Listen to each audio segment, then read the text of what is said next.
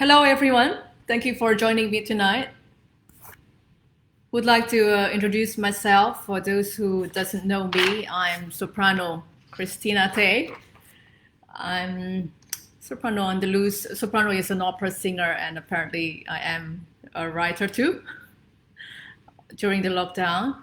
And for those who doesn't know me personally, feel free to follow me on this author page or on Instagram or Twitter, all under the same username. I am Christina Thé. So this will be pretty much an interactive session, relaxing for you, hopefully with a glass of drink in your hand, but not so much for me. Hello, Melvin. There's my editor. So just to announce that today, or was it as of yesterday, the book is released nationally in Singapore. Some of you friends may have received your copy yesterday or early on today. Yes, I will sign all of these copies personally, and if you were posting the photos, I'd be grateful if you could kindly hashtag the title Diary of a Former Covidiot. If you're excited about the book release, please type in yes. Do I have a yes? Mindy, Melvin, Stephen, Ben Chan, just counting the people who's joining the party. Gabrielle, Frida, Lowe. Type in yes if you are here so I could see your name displayed in the comment box. Yes, keep typing. I haven't seen, I'm going to type my first yes. Some of you are pretty quiet. Yes.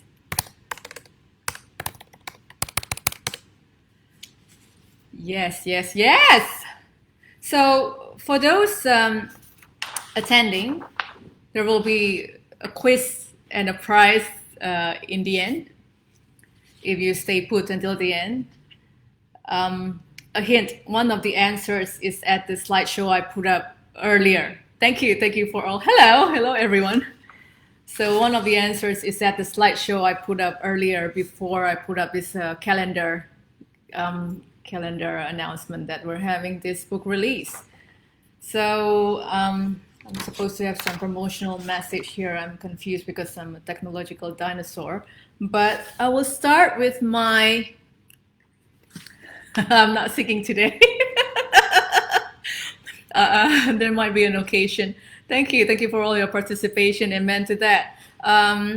Would like to start with my thank yous or somewhat Oscar acceptance speech on how this book came about.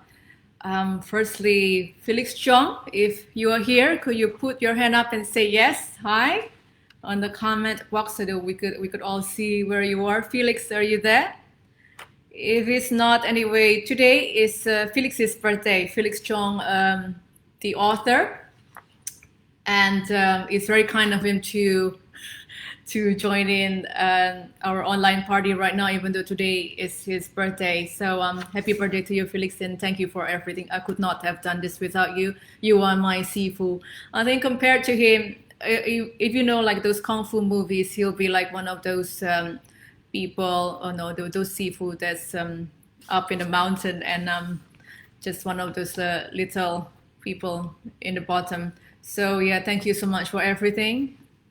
And of course, would like to thank Melvin. Melvin, you're my editor. You're absolutely fabulous. I'm so fortunate to have been working with you, and thank you for believing in me and for all of your generosity all this while, Melvin. So Eleanor O'Connor, you are there, I saw. Thank you very much for all your guidance, your input, and your encouragement, my friend. Mindy Pang from Marshall Cavendish. Ben Chan, my co-host for tonight, my dear friend Ben Chan, who interviewed me last week, if you guys saw the interview. So yes, and next up is my funny family. If some of you are here, I've got a big family, my cousins, my uncles, aunties, and maybe my dad's watching as well, if they can figure out somehow to get in. And everyone who's bought the book, obviously, all of you, and encouraged me along the way. Thank you, Elle. Thank you for all of your love, support, and enthusiasm. I think I'm a very lucky girl to have had all of you in my life. A little bit of a message before we get on a more exciting bit. Still You do realize this is very stressful, right? I'm hearing my own voice. I'm looking at my own face. I'm not exactly a fan of looking at my own face, but I've got to hear myself talk for like half an hour. Ah! Well, this might sound like the book might sound like it's random character stories of different characters you don't know, but I believe it's truly the chronicle of our stories together during this pandemic, unprecedented pandemic that we've lived throughout our lifetime.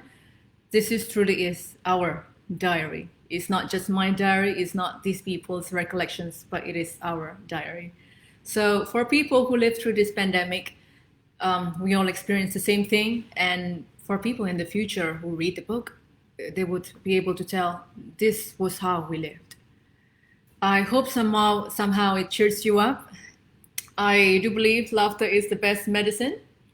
My auntie is here. One of my big-haired aunties in one of the chapters. I'm not sure if her hair is big now, but hello, auntie. Irene is my aunt. So I would recommend the strategy to read this lovely book here that I got. To read a story a day. There are 35 chapters in the book, so you can read randomly. Hello, Daniel.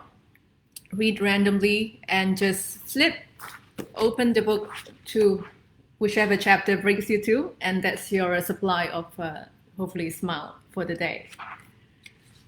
It's definitely, hello, Francis. It's definitely digestible. You can even make it a toilet read. 4 to 6 pages of a smile for a day.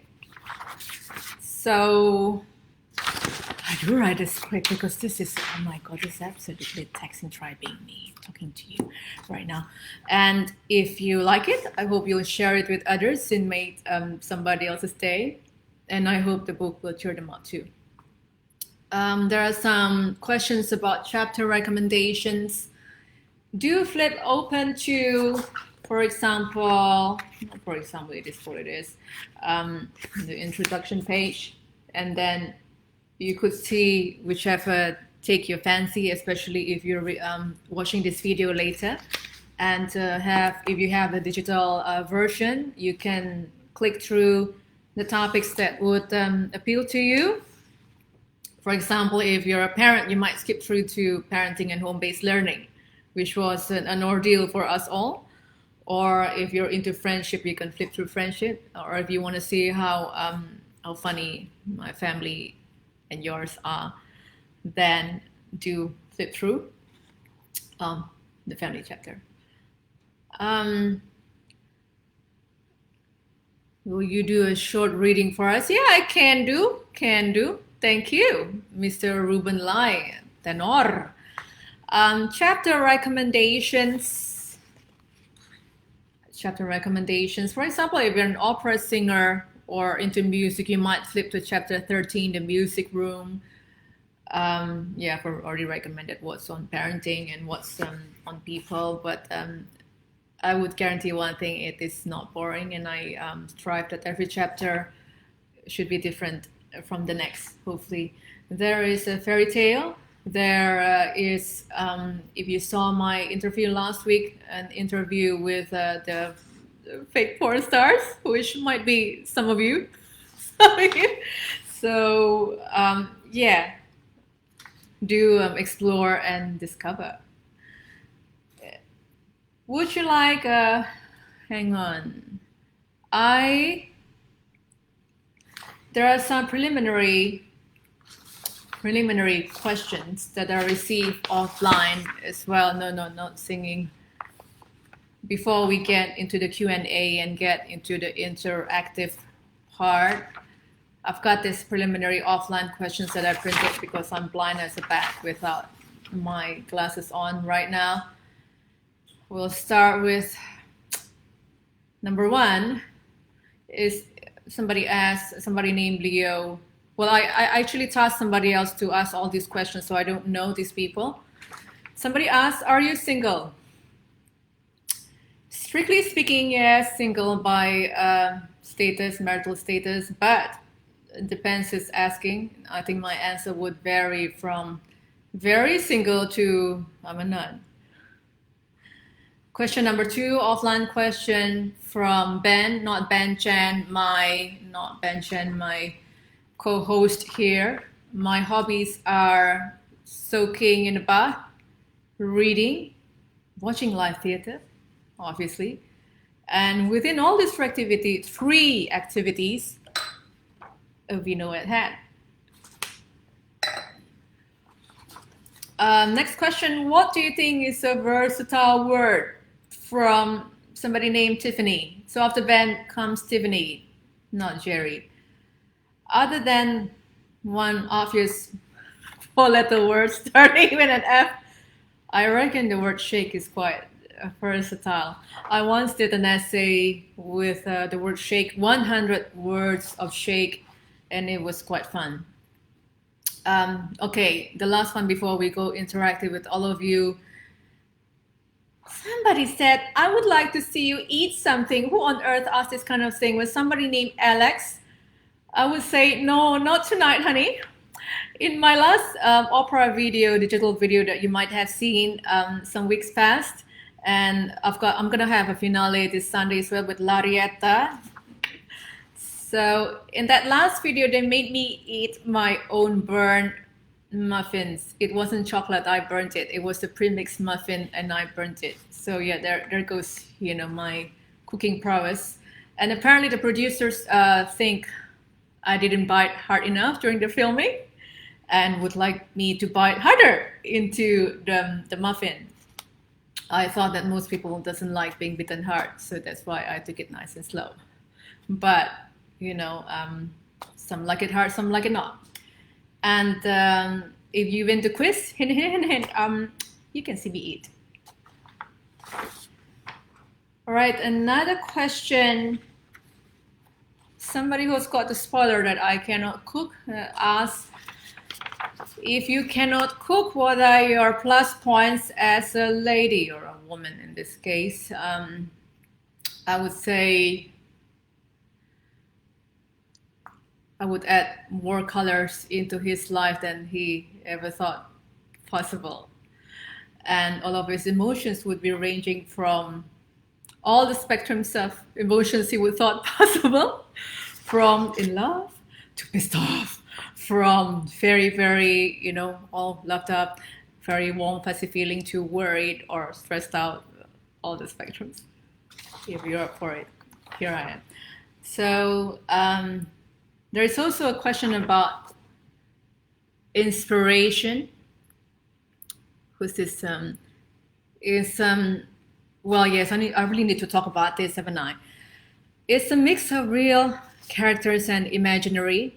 If you flip through the pages, you might just recognize yourself, because you might be my inspiration, you might be the content, or someone you know closely, such as my neighbor, who's really quite a character, known to some of you.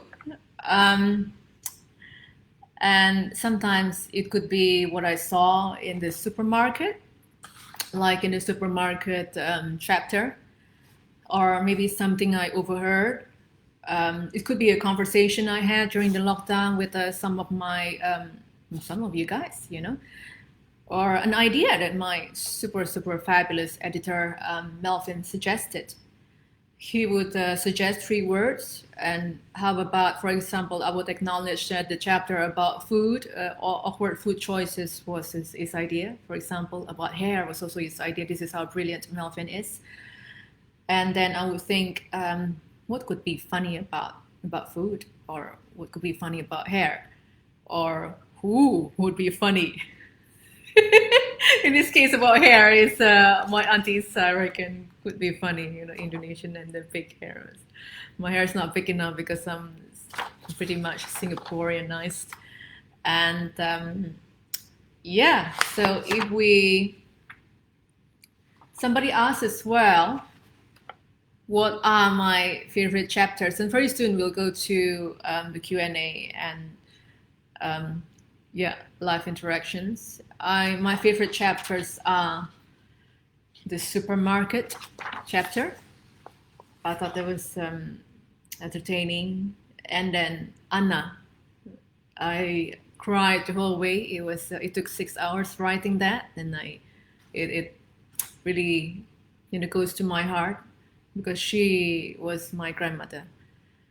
And the music room and all the glitches that came with it.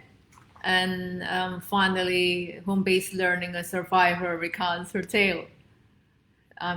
Yeah, this really speaks to me personally. And so, yeah, let's go to the Q&A.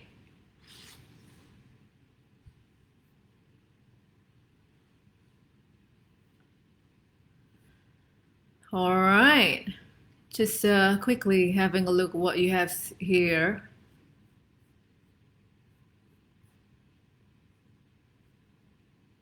What was the main inspiration behind this book? Yes, I think I've answered that question. Thank you, Farida.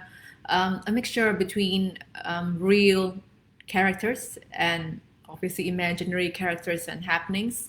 Sometimes 2 or 3 characters could be, sometimes a character could be meshed up between 2 or 3 characters, or completely imagined, or it could be me.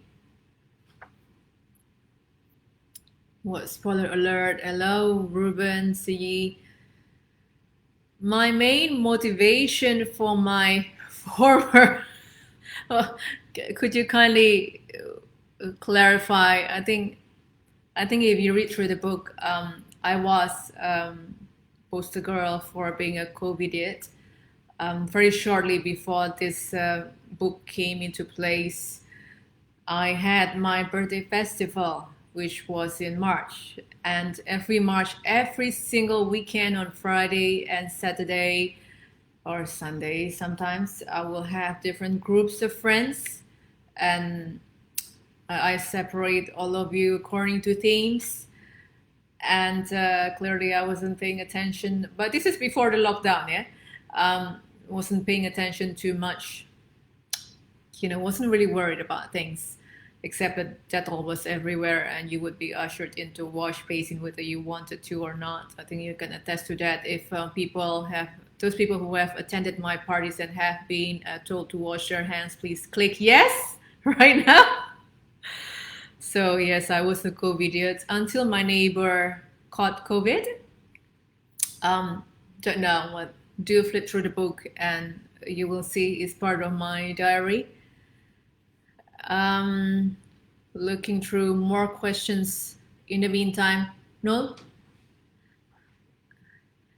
Have you, Eleanor O'Connor, my beloved Eleanor O'Connor, have your girls read the HBL chapter? No? No? Sorry, I was just calling for help. I'm bleeding hamsters.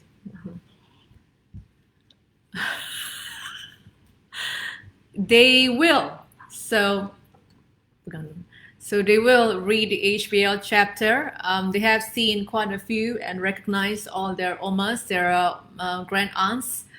Yes, they will. I think it's quite age appropriate because beloved Melvin have redacted things that needed to be redacted. There was this part at the title that I said, motherhood is the greatest job you'll ever up, and it was a triple X, and they were wondering what that was, and I just came up with something.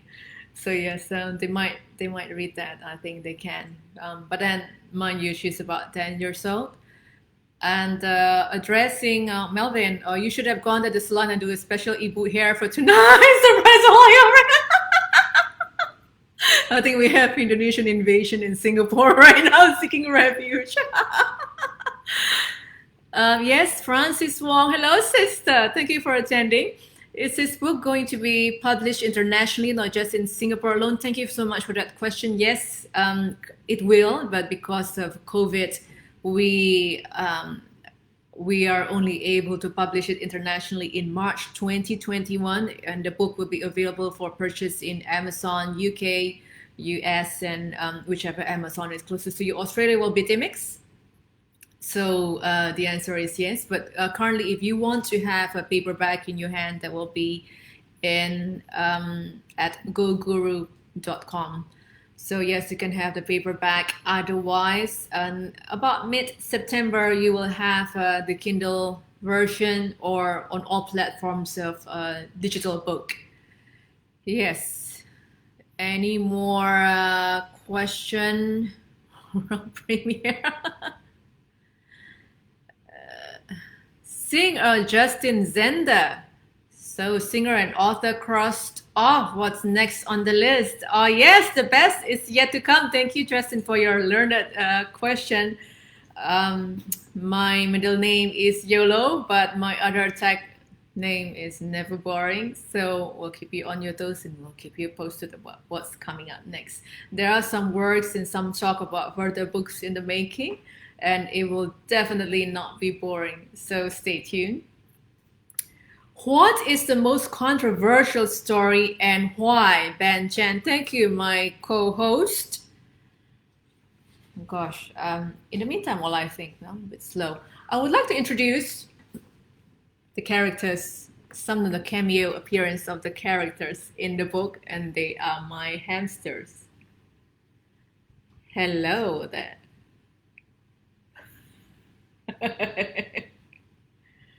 Their names are Tommy and Flynn, or sometimes it changes into Sam and Jam, depending what the girl's mood is. So yeah, one of the last parties. Oh gosh, I'm such a brain. The most controversial stories and why? Keep those questions coming. We're nearly there. So I would say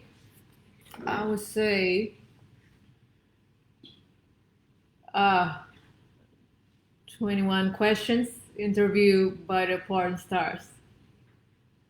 And for those not knowing what it is, they might think it's a real porn star, but the truth is, I gave a shout out on social media to people. If you can ask me one question right now, what would it be? And please supply your desired porn star name. So everyone came up with their own names, and here we are. And for me personally, I have had to go and I have to go to porn star name generator and key in some names, and well, some names came up. I'm not gonna tell you.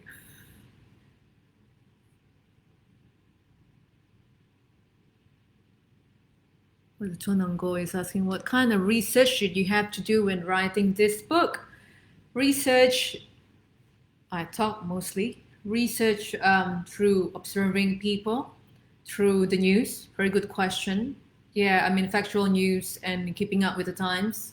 But mostly really digging down and asking people how things are. And then, for example, how things were for married couples, how things were for parents, how things were for single people, what kind of diet and what kind of behavior. It really is observational fiction.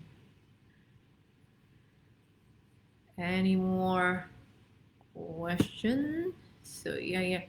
Who would you want to play you in the movie version of the book? Thank you, Jonathan Koo. Jonathan Koo is also an opera singer. By the way, for those who doesn't know what opera singer is, it's singers who in general, we sing songs by dead people, but we're very fortunate of late to be singing songs by a composer, Michael Ching, who's very much alive and roaring. So, yes, Jonathan Koo. I don't know. What do you guys think should be playing me? Could you please put in the comment box, or for me to see who would you like to see play me in a TV series or in a movie? Because, honey, it's not impossible. Read us a short section of the book, perhaps part of your favorite chapter. Yes, okay. Sorry, late John Lukman. Yes, very Indonesian, my friend. All right. So we were going to book reading, yeah? And I don't know. Hang on. This is kind of long. I like it short and sweet.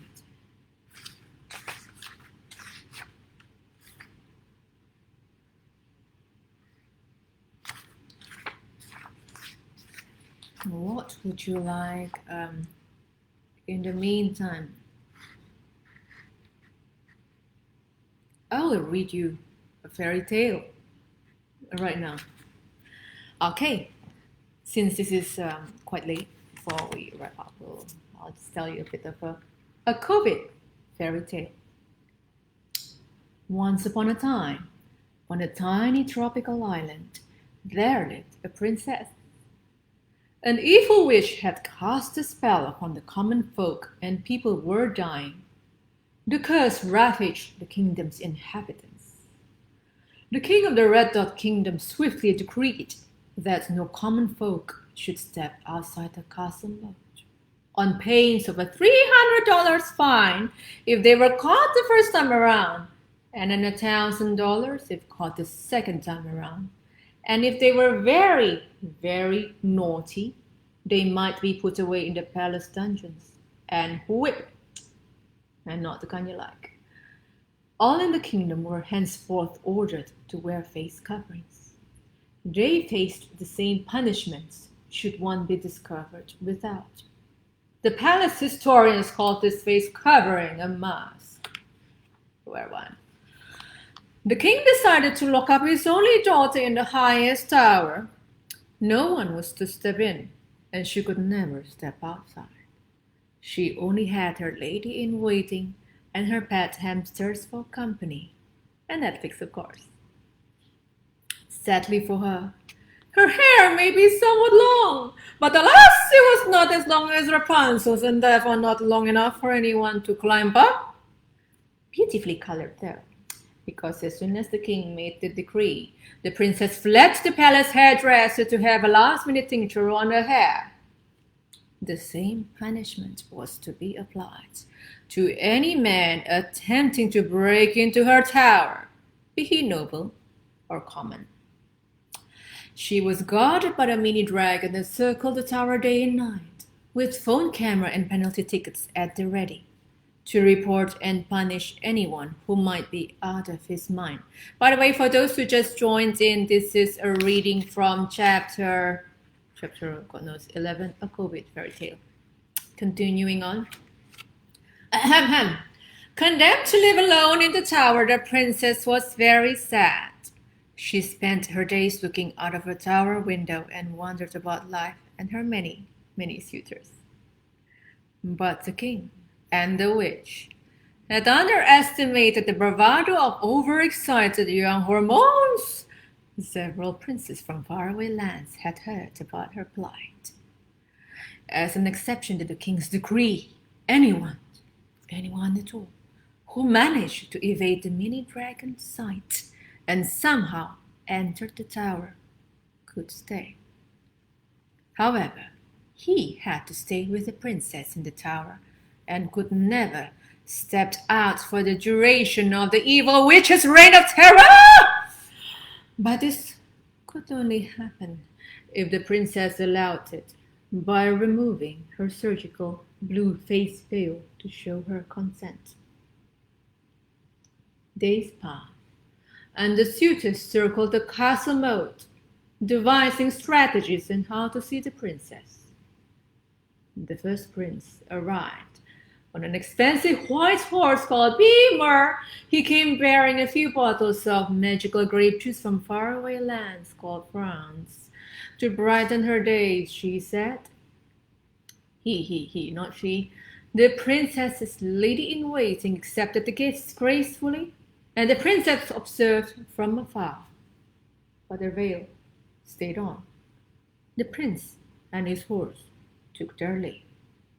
I'm going to fast forward, otherwise you all fall asleep. All 30 of you, thank you so much for joining. But love is ever resourceful. An exotic suitor observed all of these attempts. He summed up that their offerings had not been good enough. He would send her a very special fruit with spikes not easy to procure in the kingdom at this time. He was sure that it would make an impression. He sent his very own pet frog to deliver it. Indeed, indeed, it made an impression, but at the wrong tower. The queen, the princess's mother, was a huge fan of durians, thought it was a lovely surprise, and devoured it right away by her regal, queenly self. The princess soon got wind of this unfortunate news, sighed, and signed up for Tinder. So that's an example of my reading of my Diary of a Former Covidiot. Oh, thank you, Stephen Ang. Any plans for an audiobook? Yes, Marshall Cavendish International. Any plans for an audiobook? Gotcha. Love my eyeshadow too. Thank you. We'll explore further tomorrow. My dear friend Lynn Grace. Are the hamsters featured in the book Mr. Ruben Lai, Tenor Extraordinaire of Singapore? Yes, they are. I did some research of hamsters versus men in general and what are the experience of living with them. I wonder if my dad is here, Mr. Thé. Well, if he is, then hi, mom and dad, and my uncles and aunts. Lovely to meet you. Love you all. What advertisement? Sorry, late. Any more questions before? Oh, screenplay. Yes, it is some talk of screenplay. Oh, before we wrap up, I do have a reward and a bit of a homework for the audience. As you know, we have another, this is the official book release. Thank you so much for joining me right now. And also for those who's watching in the future, thank you for all of your love and support. I do hope sincerely that this book bring a smile to your day. A homework before we wrap up for the evening. We have a book chat on the 15th of August next week. That's on a Saturday. Yes, I think Mindy. I'm sorry, I got distracted. I'm so random. So yeah. We will do something entirely different. That's 15th of August, Saturday at 5 p.m. next week. And we will have another surprise for you. And for those still hanging on, please suggest a challenge that I might do for a second time around. So, and we promise we will do something entirely different. As I said, never boring. And also right now is the time for the quiz. And the winner will get a prize. The prize is, before I announce what the question is, hang in there, gird your loins, everyone. The prize will be a personally signed copy from me right here with today's release date. Also, a dinner with me, be you male, female, or in between. And if you were to be overseas, then I will personally video call you if you're not currently known to me, just to thank you. I will video call you, and I might just throw in a bit of a phrase of singing for you. And this is the question. As I mentioned before, the hint is on the slideshow that I posted before this. So the question is, there are allegedly 3 real names in the book. Can you name one of these names? One of these 3 real names, real characters' names in the book. And for the winner, we'll have a dinner, a signed copy, and a singing. A very, very personal one. Type in the comment box if you can think of the name, or if you could very quickly glance through the slideshow of the real name that I mentioned right there. Yeah, all right. Nobody knows. Nobody wants a dinner and a signed copy.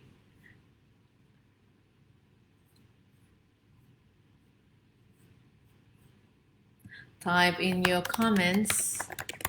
Maybe none of you actually saw that bloody slideshow.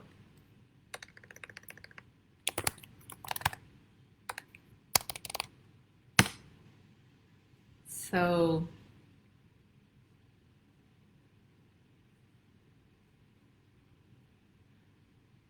Yes, and poll as well for which actress ought to play Christina Thé in a diary of former Covidiot.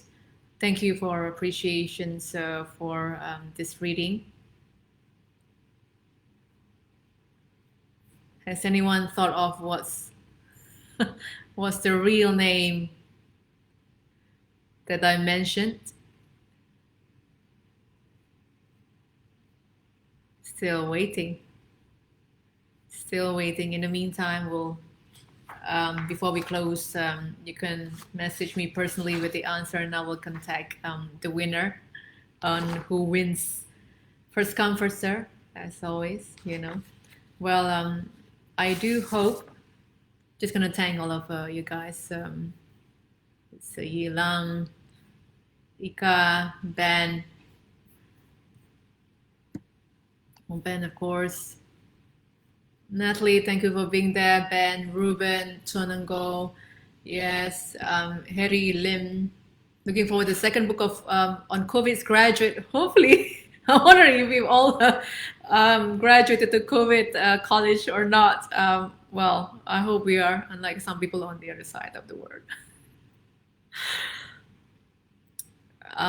Eleanor O'Connor, thank you very, very much. Francis Wong, Melvin, Mindy, Justin Zender, Asadit Idris, hello. Thank you for being here. Sayi. Who else is here? Jenny. Jenny is hoping that the Korean version to be published very soon. Yes, I hope so too. So, Jonathan Koo, John Lukman, yes, thank you for all being here. Stephen Ang, Monique, yes, we go to ballet class together. Yes, Fiona Wilson, who has the longer hair? Yes, Melvin, you. Yes, we have a winner, Siyi Lam. Wow, give it a clap for Siyi Lam. We have a winner of, she answered correctly, is Coco the fish. So yes, it's one of the real names, the 3 real names in the book. Thank you very much, Siyi. Yes, all yours. I'm all yours. Thank you all for participating in this book release. But before you go, just a very quick message. I hope you enjoy the book as much as I enjoy writing it. I do hope it reminds you of someone or of yourself. I hope in a cheeky way as well, that it reminds us to be socially responsible, not to self. And lastly, I sincerely hope that these stories bring a smile to your day. A story a day, even if you were on the bus, taking a break from your work, in the toilet, what may it be. It's an easy read, bite-sized. So yeah, thank you very much. And unless there are further questions, the hamster and I would like to thank you for all your participations and for being here. Please stay tuned and subscribe. Just like the author Christina Thé's page for further news. We will have more surprises in store for you, interviews, and maybe, just maybe, I don't know, a sequel to come, or TV show or audiobook. Yes, Emma Rossum, she can sing opera too. Yes, with love from Hong Kong, send love to Hong Kong too. Yes, thank you so much, and everyone. And hopefully some of you or all of you will join me in next week episode as well. Hopefully we will be able to do something different. That's next Saturday, not this coming Saturday, because this coming Saturday is Singapore's National Day. So National Day weekend. Shoot me if I say wrongly. So next Saturday, 5 p.m. Please be there, and please text me and come up with a challenge that you would like to see me do. I would select the best one out of your suggestions. I might just eat something as well. And thank you so much for joining me tonight. Sending much love to you all. Much gratitude for all of your enthusiasm, love, and support, and for really encouraging me along the way. This is our story together. Good night.